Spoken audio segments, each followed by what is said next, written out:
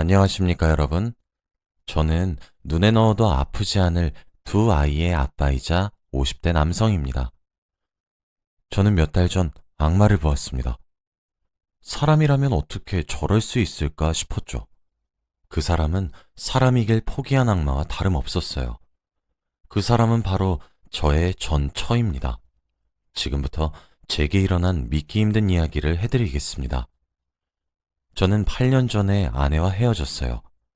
저희 맞벌이 부부였는데 당시 저는 작은 회사를 하나 운영하고 있었고 아내는 규모가 꽤 커다란 프랜차이즈 음식점을 하나 운영했었죠. 아내는 원래 전업주부였지만 계속 집에서만 있다 보니 우울하고 괴롭다며 자기도 돈을 벌고 싶다고 말을 하길래 음식점을 하나 해주었어요. 아내 명의로 말이죠. 아내는 원래 수더분한 사람이었어요. 그런데 일을 하기 시작한 지 몇 년이 지나자 옷차림도 점점 과감해졌고 화장도 하기 시작했죠. 애교도 부릴 줄 알더라고요. 그때 알아차렸어야 했었는데 저는 아내의 변화가 반가웠어요. 곰인 줄 알았는데 여우 같은 아내의 모습을 보니 예뻤거든요. 아내가 그렇게 변하게 된 이유도 있었습니다. 음식점에 재료를 조달해주던 남자가 하나 있었는데 그 남자랑 눈이 맞았더라고요. 그 남자는 아내보다 8살이나 어렸어요. 무슨 세기의 사랑인 양 바람을 피기 시작했죠. 앞에 말했듯이 저에겐 두 아이가 있습니다. 둘 다 여자아이죠. 아이들 때문에 아내의 바람을 알아도 모른 척, 눈뜬 장님인 척을 하며 그냥 참고 살려고 얼마나 다짐했는지 몰라요. 처음 제게 들켰을 때 아내는 흠칫하는 듯 했습니다. 그래서 자제하는구나 했는데 아내가 바람을 피우고 있다는 사실을 알고 나서도 제대로 대응하지 않으니 아내는 점점 대놓고 바람을 피우기 시작하더라고요. 아주 미쳐 날뛰면서 말이죠. 기세 등등하게 외박하기도 하고 술에 절어 새벽에 들어오기도 했는데 그 빈도는 점차 늘어갔어요. 한 달에 한 번이던 것들이 어느새 이틀에 한 번 정도가 되었더군요. 우리 부부의 사이는 날이 갈수록 나빠질 수밖에 없었습니다. 점차 각방을 쓰기 시작했고 집을 공유하는 수준이었어요. 그래도 이혼을 하진 않았습니다. 아이들 때문에요. 제가 어렸을 때 아버지가 일찍 돌아가셨는데 애비 없는 자식이라는 말을 종종 듣고 자랐습니다. 그래서 제 아이들에게 제가 받았었던 상처를 똑같이 안겨주고 싶지 않았어요. 그런데 어느 주말, 저는 다른 날과 다름없이 아이들과 함께 시간을 보내고 있었는데 아이들이 제게 그러더군요. 엄마는 자기들을 싫어하는 것이 아니냐고요. 왜 그렇게 생각하냐 물어보니 엄마는 우리랑 놀아주지도 않고 매일 늦게 들어오는데 우릴 사랑하는 게 맞냐더군요. 그때 첫째는 겨우 초등학교 3학년이었고 둘째는 갓 입학한 1학년이었어요. 어린 아이들의 입에서 그런 말을 들으니 순간 머리를 망치로 한 대 맞은 것만 같더라고요. 그때부터 고민을 하기 시작했습니다. 저런 여자라도 엄마니까 엄마의 존재로 남겨줘야 할 것인가 하면서 말이에요. 제 고민의 대답은 이혼을 하는 것이었어요. 결국 저는 이혼 소송을 진행했습니다. 제가 아무런 핍박도 하지 않으니 점점 대놓고 기세등등하게 바람을 폈기 때문에 바람을 뒷받침해주는 증거들은 화수분처럼 쏟아져 나왔고 저는 당연히 승소했죠. 면접 교섭권도 박탈하려고 노력했습니다. 하지만 부모 자식 간의 인연은 천륜이라고 하늘이 점지해준 인연이라고 하잖아요. 그래서 그런지 쉽게 박탈되지 않더군요. 그런데 남자의 눈이 돌아간 여자가 아이들을 챙기겠나요? 면접 교섭권을 이용해 약속하지 않은 날에 찾아와 제 맘대로 아이들을 보기 일쑤였고 약속하기로 한 날에 펑크 내기도 했었죠. 아이들도 그 사이 사춘기가 지나고 머리가 커지면서 엄마의 바람으로 제가 이혼했다는 사실을 알게 된 이후 엄마를 만나는 것을 꺼리더군요. 엄마지만 이해할 수 없다고 했습니다. 그러던 어느 날 작년 여름부터 자주 얼굴을 비추기 시작했어요. 아내는 저를 찾아와 진심으로 사죄하기 시작하더군요. 저는 우리 사이는 이미 끝난 사이니까 사적인 이유로 마주치고 싶지 않다고 아이들 문제가 아니라면 마주치지 말자고 단호하게 내쳤어요. 하지만 그럼에도 불구하고 아내는 저를 계속 찾아왔습니다. 아이들도 내심 제가 아내를 받아주길 바라는 눈치였어요. 이미 아내는 아이들에게 따로 찾아가 엄마가 미안하다고 말을 하고 눈물을 흘리며 사과를 했었다고 하더군요. 아이들도 처음엔 엄마의 갑작스런 태도 변화에 경계를 했지만 이내 벽을 허물고 엄마를 다시 받아주더군요. 아내와 아이들이 예전처럼 다시 같이 살자고 매달렸어요. 아내가 그런다면 거들떠도 보지 않겠지만 한창 사춘기인 아이들까지 그러니 마음이 흔들리더군요. 그래서 큰맘 먹고 아이들을 위해 가정을 합치기로 했습니다. 아니 어쩌면 저도 내심 마음속으로 아내의 사과와 뉘우침이 기꺼웠던 걸지도 몰라요. 다시 합치게 된 저희 네 식구는 8년 전 이혼했을 때보다 훨씬 경제적으로 여유로웠습니다. 제가 운영하고 있던 회사는 쭉 상승세를 유지해 규모가 조금 더 커졌고 아내는 그 사이 여러 개의 음식점을 동시에 운영하고 있더군요. 여유가 있다 보니 저와 아내는 가사도우미 아주머니를 한 분 고용했습니다. 식사나 빨래, 청소 등 집안일을 부탁할 심산으로 말이죠. 아내와 살림을 다시 합친 이후 정말 열과 성을 다해 아내 노릇과 엄마 노릇을 하기 시작하더라고요. 신혼 때로 돌아간 듯한 느낌이었습니다. 아니, 오히려 그때보다 더 헌신적이었어요.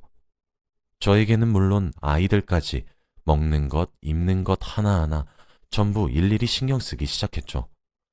고등학생과 중학생인 딸들에겐 특히 더 잘해주었어요. 저와 아이들에게 야채를 갈아서 만든 건강 주스를 챙겨 먹이면서 공부하고 일을 할 때 체력이 제일 중요하다 말을 했었고, 비타민을 챙겨주거나 함께 운동하는 시간을 가지는 등 열심히 엄마의 역할을 했죠. 아내는 다시 살림을 합치고 난 이후부터 건강 문제에 집착하는 것 같았지만 저는 정말 아내가 진심으로 뉘우쳤다고 생각했어요. 하지만 그건 제 착각이었습니다. 그렇게 속아놓고 또 속은 제가 그렇게 멍청할 수 없어요. 아내는 큰딸의 건강에 유독 예민했습니다. 큰딸도 다이어트니 뭐니 하며 건강해지는데 온 힘을 다하는 듯한 느낌이었죠. 큰딸이 제일 좋아하는 음식 중 하나인 치킨도 마다하더라고요. 어느샌가 큰딸의 볼이 홀쭉해진 것을 보았을 때 이건 보통 일이 아니다 싶었습니다. 저는 큰딸에게 이제 곧 수험생인데 공부도 먹으면서 해야 잘할 수 있다고, 지금 살이 조금 쪄도 대학 가면 다 빠진다며 이것저것 챙겨 먹이려고 했어요. 제 걱정은 태산 같았죠. 그런데 아내는 옆에서 원래 여자들에게 다이어트는 숙명과도 같다고 저보고 오히려 유난 좀 떨지 말라고 꾸짖더라고요. 제가 말렸는데도 들어먹질 않으니 별 수 있나요? 몸 상하는 건 하지 말라고 주의만 주고 그런가 보다 하고 넘겼습니다. 그러고 나서 며칠 지나지 않아 제가 타고 다니던 자동차는 타이어가 펑크가 나서 수리를 맡기게 되었어요. 이왕 수리를 맡긴 김에 부품도 교체해야겠다 싶어 그것까지 요청했었죠. 시간이 조금 걸린다는 말에 저는 아내의 자동차를 빌려 출근을 했습니다. 제 회사는 차로 이동을 해야 했고 아내는 대중교통으로도 출퇴근이 괜찮았거든요. 아내의 차를 사용한 지 사흘 정도 되었던 날이었어요. 조수석으로 손을 뻗어 가방에서 울리는 전화기를 찾기 위해 한 손으로는 운전을 했고 한 손으로는 휴대폰을 찾아 꺼냈죠. 그 순간이었어요. 제가 잠시 눈을 뗀 사이에 사고가 났습니다. 반대편에서 졸음운전으로 제가 가고 있는 차도를 덮친 것이었습니다. 그러다 저와 사고가 난 것이죠. 상대 측의 과실이 컸기에 증명하기 위해서 아내의 자동차에 달린 블랙박스 파일을 제출해야 했습니다. 그런데 영상을 한번 확인이나 해보고 보내야지 하는 가벼운 마음으로 블랙박스 판도라 상자를 열었어요. 그런데 재생되는 영상 속에서 저는 소름 끼치는 사실을 하나 알게 되었습니다. 제가 사고가 나기 하루 전날이 주말이었는데 아내가 잠시 차를 썼었던 적이 있었어요. 제게 요 앞 마트에 잠시 들렸다 오겠다 말을 하고 말이죠. 그런데 아내는 마트에 가질 않고 그때 만나고 있었던 남자를 찾아갔더군요. 영상 속에서 그 둘의 대화가 담겨 있었습니다. 언제까지 우리 이렇게 살 거야? 라는 그놈의 애교 어린 말에 아내는 미안하다고 말을 하며 나한테 당신밖에 없는 거 잘 알잖아 라고 하더군요. 외롭다는 남자의 말에 꼭 안아주었죠.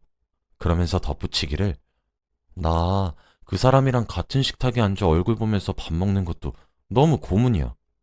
그럴 때마다 당신이 얼마나 보고 싶고 그리운지 당신이 알아? 우리가 함께 살려면 이 정도는 감수해야 돼.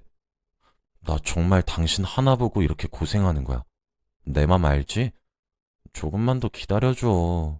하며 어르고 달래는 아내를 보니 참 별별 생각이 다 들더라고요. 그리고 애아빠가 가족이라면 끔찍히 생각하는 사람이라서 진짜 이렇게까지 할 수밖에 없어. 내가 들어와서 애들한테 헌신하고 그런 모습을 봐야 진정성이 있잖아. 원래 사기도 치려면 그 역할에 빙의해야 되는 거야. 알았지? 라는데 진짜 기가 막히더군요. 저는 생각보다 큰 사고임에도 불구하고 큰 상처가 따로 없어서 며칠 후 집으로 잘 퇴원할 수 있었어요. 오자마자 아내의 캐리어를 열어 짐을 간단하게 싸고 있었습니다. 쫓아낼 생각이었고 아내도 할 말이 없겠지 싶었거든요. 그런데 옷장 깊숙한 곳에서 웬 종이봉투를 하나 발견하게 되었습니다. 그 종이봉투 안 속에는 간 이식 안내서랑 적합성 검사 종이가 들어있더군요. 그곳엔 우리 큰딸의 이름이 적혀 있었습니다. 와, 정말 설마 싶었어요. 저는 큰딸에게 연락했죠. 밖에서 따로 큰딸과 만나기로 약속했고 아내의 짐은 쌌던 걸 다시 풀고 일단 아무런 일도 없는 척했어요. 일단 큰딸에게 자초지종을 들어봐야 했습니다. 그리고 밖에서 큰딸을 만나서 이야기를 들은 저는 진짜 하늘이 무너지는 것만 같았어요. 알고 보니 아내는 간질환으로 간이식이 절실한 상황이었다고 합니다. 큰딸이 말하기를 언젠가부터 엄마가 자신과 동생을 만나러 꼬박꼬박 찾아왔다고 해요. 그러면서 점차 미안하다고 엄마가 많이 어리석었었다고 사과를 했고 하루는 아이들에게 무릎을 꿇고 울면서 용서해주면 안 되겠냐고 이제 엄마 노릇하면서 살고 싶다고 빌었다고 하더군요. 순진한 제 아이들은 엄마가 눈물 짓는 모습에 진심이라고 착각하고 사과를 받아들였다고 합니다. 그런데 어느 날 큰딸을 데리고 무작정 병원으로 찾아가 적합성 검사를 시행했다고 해요. 그런데 큰딸의 간이 적합했나 보더군요. 그러면서 큰딸에게 부탁을 가장한 협박을 하기 시작했어요. 너 나에게 간을 기증해주지 않으면 우리 가정은 다시 산산조각이 날 것이다. 그건 다 너 때문이다. 그런데 네가 주지 않는다고 해도 괜찮다. 나는 네 동생을 데리고 병원에 와서 적합성 검사를 또 할 것이다. 뭐 이런 식으로 말이죠. 무슨 현대판 별주 버전도 아니고 말이에요. 아무래도 큰딸은 이미 가정이 깨지는 것을 한 번 경험을 했었기에 그것에 대한 두려움과 동생을 지켜야 되겠다는 책임감으로 인해 간기증을 약속했나 보더라고요. 아내가 다시 가정으로 돌아와 건강관리에 집착했던 것도 이유가 있었던 거였습니다. 간 기증자인 큰딸의 건강에 집착해야만 했던 거겠죠. 혹시 모르니 저와 둘째 딸도 보험으로 함께 건강하게 만들었던 것이고요. 가사도우미 아주머니에게 물어보니 아내가 자신에게 건강주스 레시피와 한 달에 차려야 할 식단표와 큰딸에게 따로 해줘야 할 건강식의 레시피 등을 손수 만들어 주었대요. 자기가 투병 생활을 하고 있는데 큰딸이 자기를 많이 닮아서 걱정이 된다고 큰딸과 자기를 특히 더 챙겨달라고 하면서 말이죠. 자기가 투병 중이란 사실을 알면 가족 전체가 많이 걱정할 테니 자기가 말할 때까지 당분간 숨겨주시라는 부탁도 잊지 않았더군요. 와, 진짜 소름이 끼쳤습니다. 저는 큰딸에게 집으로 들어가라 말을 한 뒤 그 길로 아내를 만나러 갔어요. 눈이 뒤집어졌죠. 아니 세상 천지에 부모가 자식 간 빼내겠다고 정성을 들이는 경우를 보신 적 있으신가요? 가뜩이나 아직 성인이 되지도 않은 자식이고 여자애인데요. 수술하면 얼마나 큰흉이 지는데. 진짜 기가 차서. 이미 아내를 만나기 직전에 저는 화가 머리끝까지 난 상태였고 이성을 잃어버리기 직전이었어요. 아내는 가증스럽게 웃는 낯을 하며 제게 어머, 여보, 여기까지 무슨 일이에요? 라며 반기더군요. 저는 아내의 얼굴을 보자마자 뺨을 내리쳤습니다. 제게 뺨을 맞고 옆으로 엎어진 아내에게 누군가 미친 듯이 달려오며 아내를 부축하더군요. 바로 그놈이었습니다. 저는 당신이 사람이야? 어떻게 자기 자식 간을 빼달라고 강요해? 라고 하니 아내는 당황스러워하며 아니 당신이 그걸 어떻게? 라더군요. 그러면서 횡설수설했습니다. 이야기를 들어보니 시한부 같은 인생은 아니지만 간이식이 절실한 상황이긴 한 것 같았어요. 뇌사자의 장기를 기증받으려고 했지만 등급이 낮게 평가되어 총각을 다투는 대기자들에게 밀려나고 있어서 뇌사자의 장기 기증은 기대하기 힘들 것 같다고 하더군요. 여보, 근데 들어봐. 아직 우리 딸은 젊잖아. 젊으면 회복이 더 빠르대. 그리고 어차피 간은 다시 자라잖아. 우리 딸은 괜찮을 거야. 어? 이러는데 진짜 화가 미친 듯이 나더군요. 저는 그 두 사람을 노려보며 아니 그럼 당신은 저놈한테 간을 달라고 하지. 왜 멀쩡한 애들을 건드려? 사람이 정도란 게 있는 거야. 애들이 한창 엄마 사랑 구걸했을 때 남자한테 눈이 멀어서 가정 파탄 냈으면 적어도 뻔뻔하게 나오지 말아야 될 것 아니야? 만약에 얘한테 후유증 오면 그래서 평생 약 달고 사는 인생 돼버리면 어쩔 거냐고. 당신은 당신 인생만 중요해? 그깟 알량한 사랑하겠다고 가족을 등져놓고 뭐? 간을 달라고? 당신은 사람 가죽 뒤집어 쓴 악마 같은 여자야. 라고 소리쳤죠. 그런데 갑자기 그놈이 제게 무릎을 꿇더군요. 저도 제가 주고 싶어요. 저도 적합성 검사했고 누나네 친정 식구들도 전부 적합성 검사했어요.